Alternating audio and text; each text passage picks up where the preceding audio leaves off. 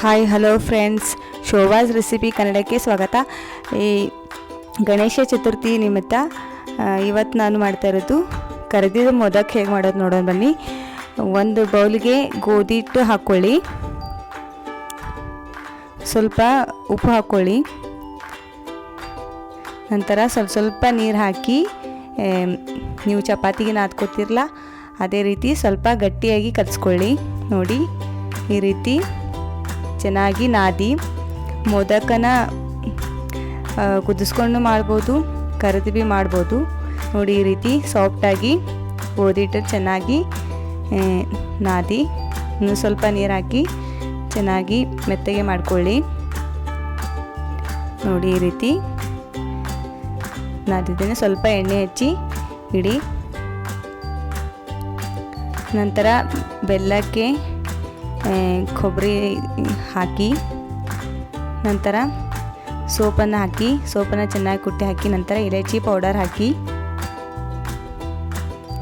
ನಂತರ ಮೆಣಸನ್ನು ಕುಟ್ಟಿ ಹಾಕಿ. ಮೆಣಸು ಹಾಕೋದ್ರಿಂದ ಪಾಕ ಚೆನ್ನಾಗಿ ಬಿಡುತ್ತೆ.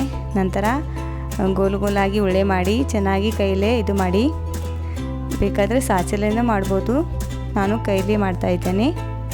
ನೋಡಿ, ಈ ರೀತಿ ತೆಳ್ಳಗೆ ಮಾಡಬೇಕು. ಇಲ್ಲಿ ಈ ರೀತಿ ಮಾಡಿ ನಂತರ ಇದು ಮಿಶ್ರಣವನ್ನು ಅದಕ್ಕೆ ಹಾಕಿ, ಬೆಲ್ಲ ಕೊಬ್ಬರಿ ಇದನ್ನೆಲ್ಲ ಮಿಶ್ರಣ ಮಾಡ್ಕೊಂಡಿದ್ದಿರಲ್ಲ ಅದನ್ನು ಹಾಕಿ ಈ ರೀತಿ ಚೆನ್ನಾಗಿ ಮಡಚಿ. ನೋಡಿ, ಈ ರೀತಿ ಮೋದಕ ಮಾಡ್ತಾಯಿದ್ದೀನಿ. ನೋಡಿ, ಈ ರೀತಿ ಮೇಲೆ ಸ್ವಲ್ಪ ಹಿಟ್ಟು ಬಂದಿದೆ, ಅದು ತಕ್ಕೊಳ್ಳಿ. ನೋಡಿ, ಈ ರೀತಿ ರೆಡಿ ಆಯಿತು. ನಂತರ ಎಣ್ಣೆ ಕಾಯಲಿಕ್ಕೆ ಇಡಿ. ಎಣ್ಣೆ ಕಾಯ್ದ ತಕ್ಷಣ ಎಣ್ಣೆಯಲ್ಲಿ ಹಾಕಿ ಕರೀರಿ. ಬೇಕಾದರೆ ಸಕ್ಕರೆ ಹಾಕ್ಕೊಂಡು ಮಾಡ್ಬೋದು. ಎಣ್ಣೆಯಲ್ಲಿ ಕರಿದ ಮೋದಕ್ಕೆ ಸಕ್ಕರೆ ಭೀ ಚೆನ್ನಾಗಿರುತ್ತೆ, ಬೆಲ್ಲ ಭೀ ಚೆನ್ನಾಗಿರುತ್ತೆ. ನೋಡಿ, ಈ ರೀತಿ ಮೀಡಿಯಮ್ ಫ್ಲೇಮ್ನಲ್ಲಿ ಇಟ್ಕೊಂಡು ಚೆನ್ನಾಗಿ ಫ್ರೈ ಮಾಡ್ಕೊಳ್ಳಿ. ಕರಿದ ಮೋದಕ ಒಂದು ಬೌಲ್ಗೆ ಸರ್ವ್ ಮಾಡಿ. ಪ್ಲೀಸ್ ನಮ್ಮ ಚಾನಲ್ನ ಲೈಕ್ ಮಾಡಿ, ಶೇರ್ ಮಾಡಿ, ಸಬ್ಸ್ಕ್ರೈಬ್ ಮಾಡಿ.